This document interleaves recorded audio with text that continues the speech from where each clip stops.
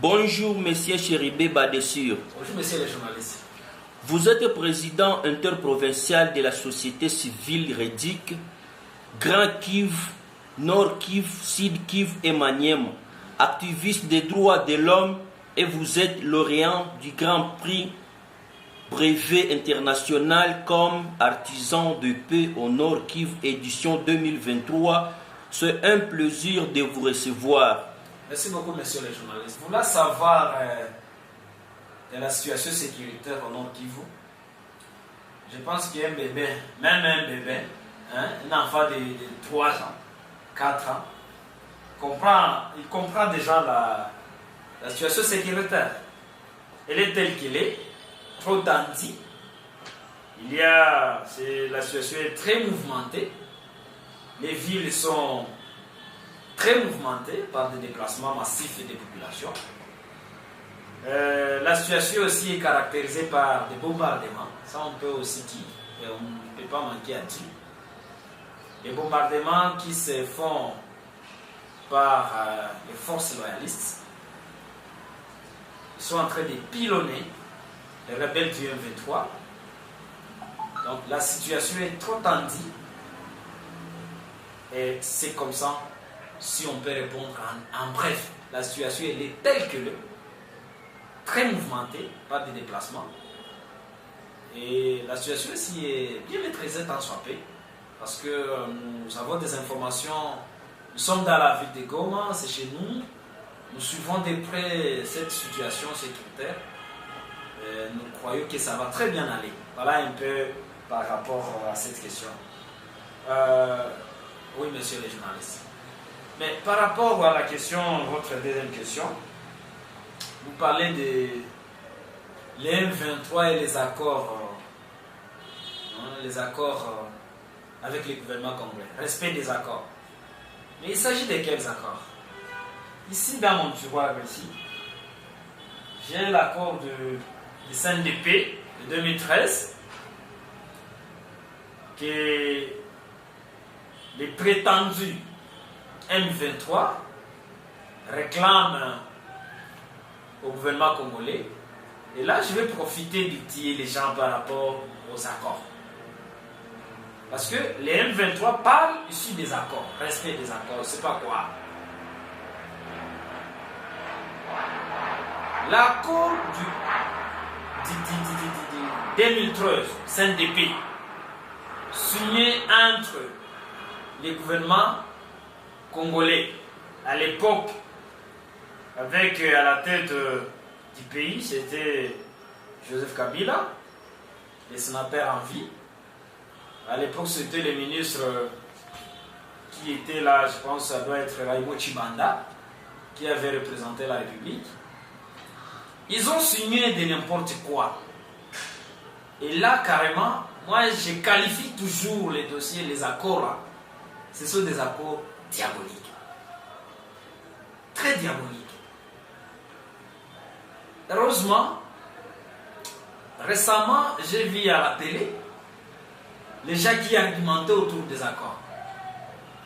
Je vous épargne, parce que c'est long, de tout ce qui est comme compromis dans ces fameux accords qui n'a rien à faire avec les Congolais. C'est un accord politique. Ils doivent aller se régler les affaires d'une manière politique, pas hasarder avec les Congolais. Si je peux encore me rappeler, si vous l'autorisez, monsieur le journaliste, j'avais retenu, ou je retiens, des éléments essentiels très mordants dans les fameux accords du CNDP. On prédit et on précise que il y aura la zone Kivu ici, Nord Kivu, Sud Kivu, c'est Maniema. Ce sont des entités qui seront déclarées comme des zones sinistrées. Et ils bénéficieraient, je ne sais pas quoi. Papa, ça c'est grave ça. Dans cet accord, il est dit que les Rwandais doivent venir occuper des postes stratégiques dans notre pays. Et la question que moi je me pose, est-ce que il y a certains des éléments de cet accord qui ont été mis en pratique? Mais oui, ça on ne doit pas mâcher les mots. Aujourd'hui, nous avons combien de grandes personnalités, fruits de cet accord, des saints d'épée, qui ont aujourd'hui de bons postes dans le gouvernement, qui sont des jouisseurs en République démocratique du Congo. C'est ici où je rappelle, parce que quand nous voulons entrer dans les vifs de certains chapitres par rapport à la situation de sécurité, nous devons supporter, nous devons souffrir qu'on se dise des choses en face. Messieurs les journalistes, c'est une question très sensible. Permettez-moi de revenir un peu en arrière. Des jours, voici Laurent Désiré Kabila au pouvoir. Parce que nous devons savoir quand est-ce que nous avions été infiltrés, pour connaître quand est-ce que nous allons les mettre hors d'état de nuire. À l'époque de Mobutu est renversé par Laurent Désiré Kabila. Quels sont les gens qui avaient aidé Laurent Désiré Kabila pour renverser Mobutu? Ce sont les James Kabarebe. Ce sont les James Kabarebe, pour ne pas dire c'est les Rwandais. Et c'est par là, les gens, James Kabarebe a été général dans ce pays d'une manière officielle. Ça, on doit dire ça aux Congolais. Toujours histoire et un tout. On dit souvent, quand on va là où on ne connaît pas, on y arrive sans qu'on le sache. On risque de se retrouver ailleurs. Tu vois ça? Et maintenant, Laurent Désiré Kabila, comme il était congolais, dit ça. Ces gens risquent. Il a été pris tard. Il a dit, vous devez rentrer chez vous. Messieurs les journalistes, d'abord, c'est par là où notre pays a été suffisamment infiltré. Si nous voulons, nous, comme nous sommes, c'est une mission purement un peu pédagogique. Nous, les enseignants, on demande souvent, évaluer une leçon, c'est donner les points forts et les points faibles et une cote. Je cote positivement Laurent Désiré Kabila des mémoires, parce que c'est un Congolais, il nous a fait quitter dans la dictature. Son point négatif, c'est parce que seulement il avait utilisé une force étrangère. Là, je saute. Voilà, nous avons notre Chikaka, Joseph Kabila, qui hérite. Avec un plus combien, il raconte le même système. Lui aussi, il s'est bâti de sa manière. Et d'office, carrément, il fallait qu'il puisse aller des accords de Saint-City, des choses comme ça, pour éliminer les 1+4, chose qui a été faite. Et en fait, voilà, l'M23 se réveille. Vous voyez? Il se réveille. Là, si j'ai bonne mémoire, j'étais encore à Butembo, c'est en 2012, si je ne m'abuse pas. L'M23 a pris cette ville de Goma, ici. Et là, on nous a amené les histoires des accords. Il y a un accord maintenant, un fameux accord, qui va un peu adoucir les M23. Quand je parle des M23, les Rwandais. Tu vois, qui était encore président? Est-ce que ce n'est pas les mêmes présidents? Les sanguinaires ici, Paul Kagame, c'était les mêmes. Voilà, il va imposer le régime de Kabila, voilà, tout ça, accord. Voilà, on va maintenant créer les accords du 23. Alors, on va créer les accords avec les scènes de paix. Là, on demande que tout ce que vous voyez aujourd'hui. Et pour citer par rapport aux accords, voilà, il y a passation des pouvoirs entre Félix Tshisekedi en 2018 et Joseph Kabila. Et l'M23 vient encore rebondir pour encore dire à Félix Antoine Tshisekedi, le chef de l'État, qu'il doit aussi renouveler les accords. Et là, carrément, je vous dis, c'est question de vie ou de mort.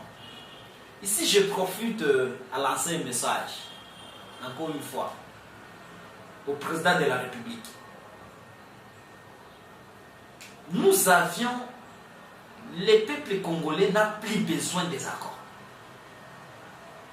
Si vous renouvelez les accords avec les M23, chacun, à ce qui les concerne, comme vous le dites dans votre français politique, chacun doit prendre toutes ses responsabilités. Pour ne pas dire, chacun doit tirer toutes les conséquences. Et la première personne, c'est le président de la République. Nous devons respecter nos mots. Vous aviez dit, permettez-moi, Excellence, Monsieur le Président de la République, je sais que vous allez me suivre, je ne doute pas. Vous aviez dit aux médias, au niveau national, au niveau d'abord local. Je ne parle pas de votre campagne électorale, parce que ça c'est purement politique. Je parle même là derrière. Vous aviez dit au niveau local, au niveau national, au niveau international, qu'il n'y aura jamais les accords avec les M23. On ne négocie pas avec les rebelles, les terroristes. Vous avez vous-même qualifié, nous tous, du M23 comme des terroristes. Ce qu'ils sont en train de faire ici, c'est grave. Monsieur le journaliste, si gentiment dans mon petit téléphone ici, si je peux même me permettre, sous votre autorisation, nous sommes des activistes des droits de l'homme. Nous avons des livres. Ça c'est Holocauste au Congo de Charles Onana. Ici, j'ai un livre blanc. Le livre blanc qui reprend tout ce que les M23 ont fait. Ils ont semé la mort et la désolation. Nous en avons marre. Donc, si on peut se réveiller avec des millions de personnes tuées à l'Est, et on veut remercier les M23, les Rwandais, pour dire qu'on va aux accords, on prend d'autres accords, c'est que nous sommes un pays des idiots. Ça, je dois vous dire clairement. Si on peut se réveiller, je me répète bien, messieurs les journalistes, avec des millions, nous sommes à plus de 15 millions de morts à l'Est. Aujourd'hui, on est en train de décapiter les enfants. On fait tout ce qu'on fait. Ça, c'est les M23. Maintenant où je vous parle, ils massacrent, ils tuent, ils violent, ils trichent, ils volent, ils violent, ils feintent, donc tout. Et le lendemain, voilà, on va nous dire, bon, Félix et Antoine Tshisekedi, le président de la République, a vu que c'était déjà difficile. Et maintenant, on veut aller au dialogue. En tout cas, je vais considérer que ça, c'est un pays des idiots. Comment on peut nous tuer 2 millions, 10 millions, 15 millions et lendemain on se réveille, on va au dialogue. Quel dialogue? Vous voulez encore renouveler? Si vous renouvelez ça, vous renouvelez à votre compte. Et les comptes là, c'est au compte de votre famille. Ou si vous voulez, votre cas politique.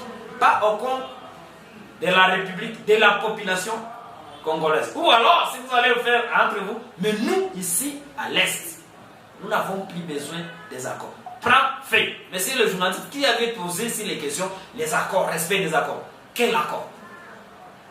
Quel accord? Non, c'est pas comme ça. Les histoires des accords, c'est enterré. Ici, nous sommes tout droit au but. Soit nous les contenons, ou ils nous contiennent. Full stop.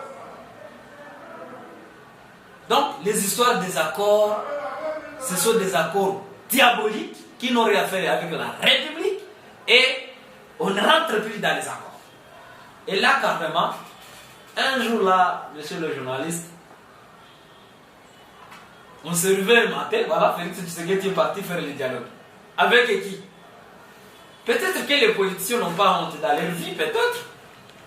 Mais ça, on en a marre, monsieur les journalistes. Les accords, pas question. Et là, je profite de dire aux M23 que les accords sont partis avec les régimes là. Ça, c'est notre régime. où les Congolais prennent leur destin en main. Full stop. Voilà un peu, messieurs les journalistes, par rapport à la question des prétendus accords, des accords de M23. Il n'y a plus des accords. Voilà, c'est un peu ça. Oui, par rapport à la question de l'appui. Mais, messieurs les journalistes, vous voulez savoir l'appui, hein, pendant les moments forts que traverse la République démocratique du Congo, pour ne pas dire l'Est de la République. Et vous voulez savoir l'appui des organisations internationales comme la MONUSCO. Mais ça c'est un faux débat. Ça on ne doit plus y revenir. MONUSCO, je ne sais pas quoi. Non, ça c'est un faux débat. Moi-même, je me souviens en 2000, les débuts du mois de l'année 2023, fin de 2023. Moi personnellement, en qualité de président interprovincial de la société civile Redic Grand Kivu, je me suis donné le courage, je me suis même décidé que plus rien jamais le petit service de la MONUSCO. La MONUSCO, c'est une organisation de mercenaires. Je comprends parce que on était dans une période là un peu difficile. Là, on parle de, on va faire les élections, on n'a pas de moyens. Hein? Mais pourquoi la MONUSCO est encore là? Nous devons prendre notre pays, notre destin en main, nous les Congolais. Je ne sais même pas si la MONUSCO existe encore. Messieurs les journalistes, la MONUSCO, vous voulez me parler de quoi ici? Et si je veux seulement demander, moi je n'ai pas un message à donner à la MONUSCO. Comment toi tu peux venir chez moi? Je t'invite. Je te demande maintenant, je t'ai invité à la fête, ou bien je t'ai invité ici à m'aider à construire. Tu as fini, mais si tu rentres chez toi, tu refuses. La MONUSCO, moi je ne sais pas comment qualifier ça. Ça c'est un faux débat, monsieur. On ne peut plus y revenir. Ils sont complices. Tous ces gens sont complices. Aujourd'hui, les pays comme la France, les États-Unis, quels sont ces pays qui soutiennent les Rwandais à travers les M23? Ce sont ces pays-là. Est-ce que c'est encore ça revenir aux caméras pour dire la MONUSCO? Ça, c'est un faux débat. On ne peut plus même dire que la MONUSCO doit partir. La MONUSCO, nous, on a déjà mis, on ne sait même pas si elle existe ou plus. Elle existe encore ici. Les complices. Depuis que la MONUSCO est là, qu'est-ce qu'on a fait? Des millions de morts. Mais pourquoi? C'est là où je vais appeler à la responsabilité. Il y a des pays qui ont compris qu'ils doivent prendre leur destin en main. Le Burkina Faso. Les Mali. Avec un jeune président Traoré. Tu vois ça? Qu'est-ce qui nous manque pour faire ça? On ne peut plus parler de la MONUSCO au Burkina Faso. Chez Traoré, on ne peut plus parler des histoires de la MONUSCO, mais c'est les journalistes. Ça c'est un faux débat. Ça reste sur le plan politique. Je pense avec le ministère des Affaires étrangères, c'est pire. Mais nous, il ne faut pas nous parler de. Je prends l'EAC. L'EAC. Moi, je me demande pourquoi même ils ont foulé les pieds sur notre sol ici. Des mercenaires. Ils sont venus aussi aider les M23. L'EAC, l'effort de l'EAC. Tous ces pays membres de l'EAC, qu'est-ce qu'ils ont fait? Nous ne sommes que nous-mêmes, avec Dieu. Donc, la MONUSCO, les histoires là, nous pouvons au moins apprécier l'effort de la SADC. Ça, on doit reconnaître. Mais MONUSCO, la MONUSCO. Faut pas, quand moi je parle à MONUSCO, je sens dans moi une chose là. C'est comme, je me révolte un peu là. Makambouana MONUSCO, ça il faut mettre à côté. Je manque même les mots. Quand on parle de la MONUSCO, il faut... mais c'est le jeu, là c'est compliqué. Là, laissons ça, c'est un faux débat de ce. Voilà. Moi, quel empire. Nous sommes contents que nos enfants souffrent, passent toujours des nuitées dans des mauvaises conditions comme ça. On va nous parler de la MONUSCO, les organisations qui vont nous amener de la farine. Ah non, Tika Makambouana. L'histoire de la MONUSCO, ça c'est un faux débat. Nous avions déjà mobilisé la population. MONUSCO les a faux copies. Donc, là, je vous épargne de tous les détails. Il n'y a que des petits messieurs qui sont encore derrière la MONUSCO parce qu'ils leur donnent des petites choses. Nous, non. Ne venez pas me parler de ça. D'ailleurs, je sollicite que dans nos débats de sorties médiatiques comme ça, n'abordez même plus question de MONUSCO. MONUSCO, hein? L'ennemi, l'ami de ton ennemi, c'est qui? Hein? Ils sont amis au rebelle du M23, donc ils sont aussi nos ennemis, c'est tout, full stop. Vous voulez que ça, c'est encore marcher le mot? Non, MONUSCO, ça c'est un faux débat. Voici un peu, messieurs les journalistes, par rapport à votre question de la fameuse MONUSCO. Makambouanate, votre question par rapport... vous aviez posé une autre question, messieurs les journalistes, sur l'élection du président de la République. Président de la République, Fachi Béton, comme les Congolais leur disent. En fait, ça c'est une question très pertinente, d'autant plus que moi je suis un activiste des droits de l'homme. Et là, je vais vous donner mon avis. Et ça n'engage que moi.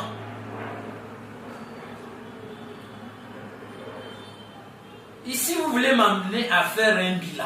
Hein? Un bilan. Un peu là, un coup d'œil sur le bilan du président depuis qu'il est élu par rapport... Parce que vous aviez posé la position du président de la République qui a ces moments ici passé en train de dire qu'il serait prêt à déclarer la guerre contre les Rwandais, tout ça. Moi, je pense aussi. Félix Tshisekedi a pris le chef de l'État a pris le pouvoir en 2018. Il a fait 2 ans sur, si je vais appeler ça un contrat, je ne sais pas, une coalition. C'est lui-même, une coalition qu'il a suffisamment asphyxiée. Ici, dans mon bureau ici, il y a les accords, j'ai une copie des accords signés entre les régimes sortants de Joseph Kabila et le régime entrant de Félix Tshisekedi. Mais, à moins qu'on soit un bébé, qui devrait respecter ça? Quand moi j'ai lu la page, je pense que c'est une page, ce n'est même pas des pages, c'est une page seulement. Quand on lit ça, vous sentez que si vous êtes un homme politique, personne ne peut pas travailler comme ça. Je ne suis pas là pour entrer dans les détails des politiques, commencer à dire qu'est-ce que ces papiers disent. Mais tout ce qui est dit là-bas, Félix ne devrait que faire ça. Vous allez dire à une personne, bon voilà, je te donne le pouvoir, dans un seul mandat, tu me ramènes le pouvoir. Et un politicien peut accepter ça. Et il y a aussi les gens qui signent des accords, savent que ce sont des accords qui vont les amener au bruit. Tu vois, des accords comme ça.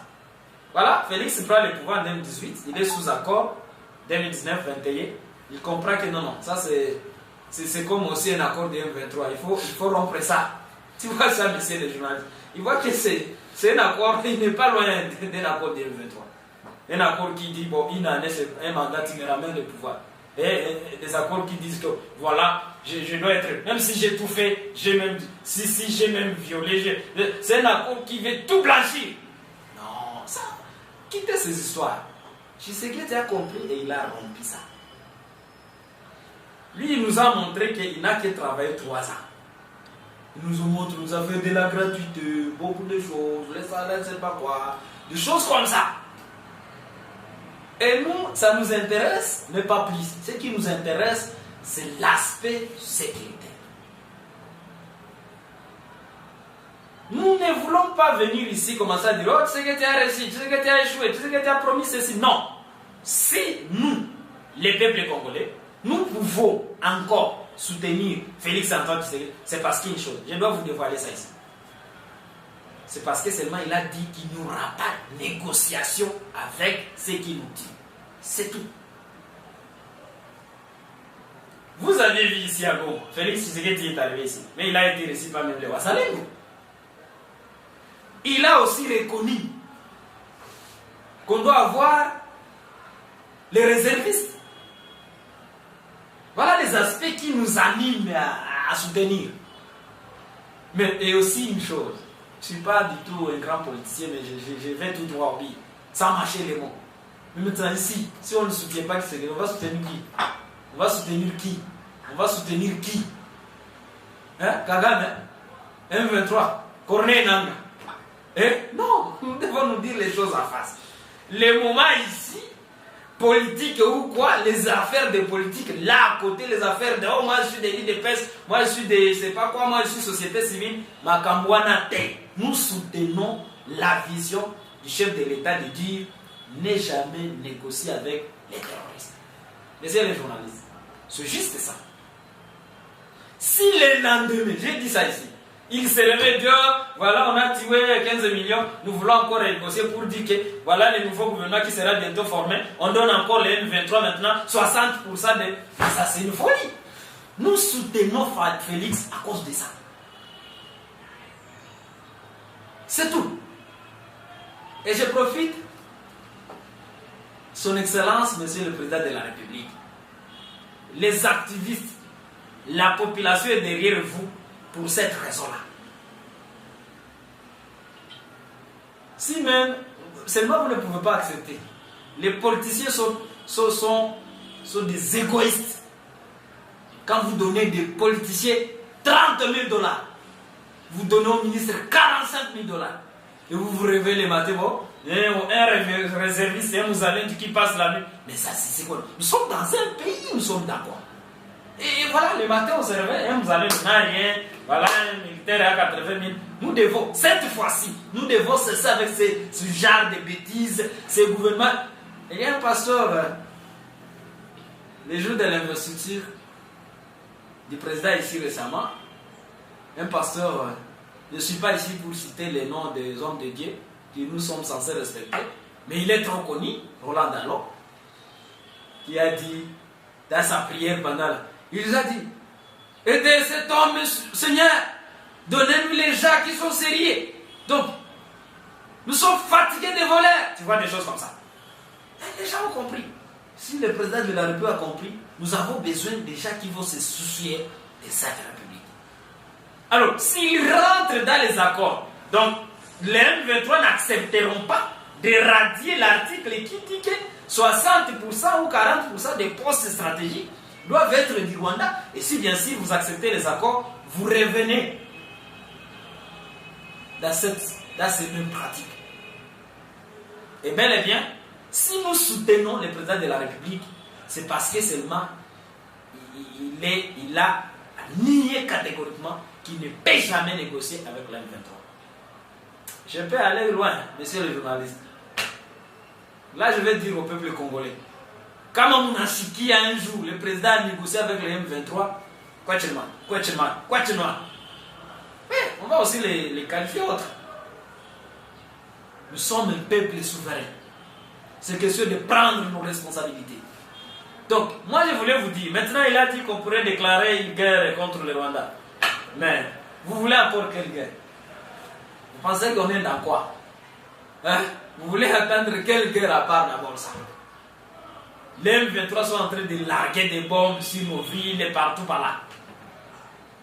Et les FARDC aussi, il faut leur part. Hein? Il y a aussi, on est en train de brûler les M23. Mais vous voulez quelle guerre? Vous voulez qu'on déclare la guerre combien de fois? Vous voulez seulement qu'on les dise à bouche? Mais les gens n'ont pas compris que nous sommes en guerre avec les Rwandais. Mais même un enfant qu'on est, un enfant qui a été mis au monde hier. Oui, aujourd'hui c'est comme ça. C'est tout le monde. Tout le monde comprend. Les joueurs comprennent. Les enfants à l'école comprennent. Vous voulez quelle guerre? Est-ce qu'il y a une guerre à part ça? Donc, s'il y a les gens ou certains journalistes qui pensent que nous ne sommes pas en guerre, mais ça, ce n'est pas être sérieux. Nous sommes en guerre. Vous avez évoqué les points de moindre escarmouche. Non, ça, je ne vais pas entrer dans ces détails. Ce sont des langages politiques. Mais je vais bien que nous allons donner un souhait que les gouvernements soient vite installés, que tous les bureaux soient vite installés. Et comme ça, ce n'est pas le président qui se réveille le matin et dit bon, nous faisons une guerre. Non. Non. Ça doit passer. Il y a des procédures. Mais on peut déjà commencer à décréter l'état d'urgence. C'est toute l'étendue. C'est question que nous prenons nos responsabilités. On se réveille tous, toutes ces petites organisations ici. Ne sais pas les ambassades. On ferme tout, chacun chez soi. On dit ces histoires ici des organisations MONUSCO, on ne veut plus voir. Et on se réveille comme un seul homme. Papa, ce pays sera sauvé. Donc, par rapport au propos du président, je sais qu'il est en train de faire sa part. Hier, j'ai passé la journée en train de suivre les mouvements. J'ai vu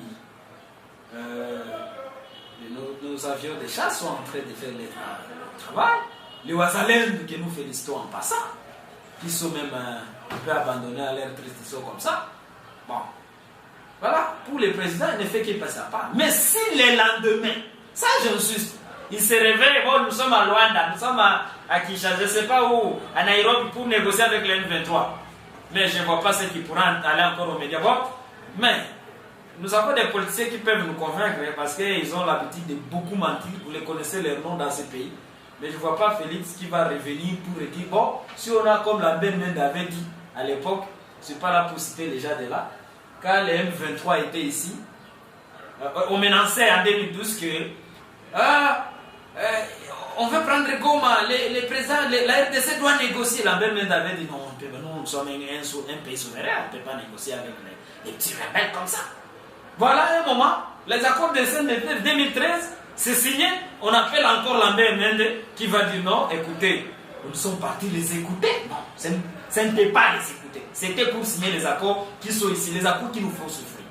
Nous ne voulons plus attendre de rentrer ça dans cette histoire-là. Voilà un peu, monsieur le journaliste, par rapport à votre question. Et enfin, comme nous sommes à la fin, vous avez voulu savoir quelles sont les recommandations que nous pouvons émettre.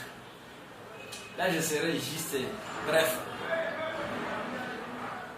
Cette affaire ici, chacun doit bien jouer son rôle. Il revient au gouvernement congolais, à la première position, de protéger sa population. Le président de la République est garant de la nation. Il a prêté serment. Allez-y lire les messages de son serment. Je m'engage à protéger, c'est pas quoi, mais tout doit être mis en application. Donc, et si les garants de la nation ne comprennent rien, ce que je ne vais pas dire, ce qui signifie, le peuple sera toujours victime. Et maintenant, c'est combien de temps que les M23 est sur le sol congolais? Combien d'années, messieurs les journalistes? C'est beaucoup. Bunagana, sont Guichère, Rutshuru. Moi, je me pose la question d'ailleurs. Est-ce que l'administrateur de Rutshuru est encore là? Est-ce que l'administrateur de Machichi est là? Tu vois des choses. Est-ce que les enfants étudient là, à Rutshuru? Barrière, oui, Bunagana. Tous ces mois, l'argent là qui bouffe ça. C'est un gouvernement dans un autre gouvernement. Un gouvernement de rebelles dans un autre gouvernement de... Et là, quand je vais intervenir comme ça, ce n'est pas seulement la M23, ce sont les organisations. Mais oui! Et pourquoi nous, on ne peut pas aller comploter positivement avec d'autres pays puissants? Vous voyez quel est le pays où est-ce qu'on peut se rallier? À part la Russie. Où? C'est question de dire, mais vous dites du colta, n'est-ce pas, on cherche les coltas. Mais ils sont en train d'exploiter ça gratuitement. Et ils tuent nos frères. Pourquoi ne pas donner ça à Poutine? Pourquoi ne pas donner ça à la Russie? Ils nous fournissent, ils nous donnent tout ce qu'on peut nous donner pour combattre. Mais voilà, les rebelles, il est en train de nous tuer, il exploite. Moi, je pense que pour les recommandations, les chefs de l'État, c'est les garants de la nation. Excellence. Vous avez les destins, vous, avec votre population, les destins de ces pays à main. Des millions, des morts, capitulés. Tout ce qui... On manque même les terres. On a évoqué ici les affaires des génocodes. Qu'est-ce que nous sommes amenés? Mais on est en train de nous tuer toujours, jour et nuit. partie est menacée, est prise en otage maintenant des années. Mais vous attendez quoi? Donc, le président de la République doit prendre d'abord ses responsabilités comme garant. Deuxièmement, vous voulez former un gouvernement. Un gouvernement que nous attendons. Vous allez chaque fois nommer tel ministre de tel. Nous allons lui checker. Avant de nommer les gens, rassurez-vous que vous aviez nommé des Congolais. Balayez tous ces ministres-là, complices, qui, ici, c'est maintenant très sensible.